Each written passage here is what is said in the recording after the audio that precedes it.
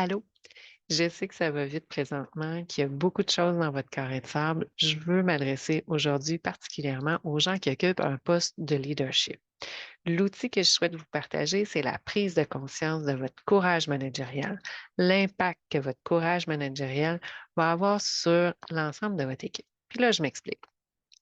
Je veux ici vous amener à prendre conscience que si vous êtes capable de dire non, si vous êtes capable de mettre certaines limites en lien avec les demandes qui sont adressées à vous en tant que leader, mais aussi en tant qu'équipe, en tant qu'organisation, si vous êtes capable de dire non, ben, vous allez avoir un impact positif sur l'ensemble des membres de votre équipe. Puis c'est là où ce que je m'explique. Quand on est dans une organisation puis qu'il y a des demandes qui viennent d'un supérieur ou encore de la haute direction, c'est souvent, même, je vous dirais, très challengeant.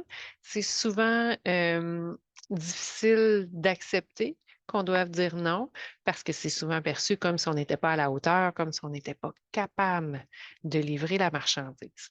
Alors que de mon côté, je vous invite à voir cette vision-là comme un rôle de vous êtes responsable, vous êtes garant, de la capacité de votre équipe à livrer ou non. Puis c'est là où il faut être en mesure de percevoir que oui, on peut faire un petit sprint une fois de temps en temps, ça peut arriver.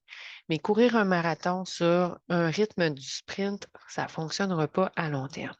Donc, je vous invite à prendre un petit 2 minutes pour peut-être changer votre focus, puis essayer de percevoir les impacts que votre capacité à dire non, peut-être à des demandes qui viennent de la haute direction, des demandes qui viennent d'un client, par exemple, qui souhaiterait avoir un délai très, très rapide, bien, prenez le temps de voir quels seront les impacts de votre incapacité à dire non ou d'à reporter, les impacts que ces choses-là vont avoir sur votre équipe.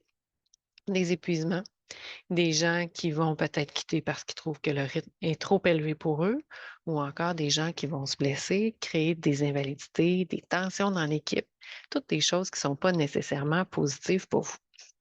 Donc, outil très simple, prenez 2 petites minutes pour prendre conscience que si vous dites oui, ça va être quoi les impacts que ça risque d'avoir sur votre équipe. Juste d'en prendre conscience, on a déjà une belle longueur d'avance de fait. Donc, peut-être que c'est un contexte qui vous interpelle, une réalité qui vous rejoint. Vous aimeriez en discuter avec nous. Ça va nous faire plaisir. Sur ce, je vous souhaite une superbe journée.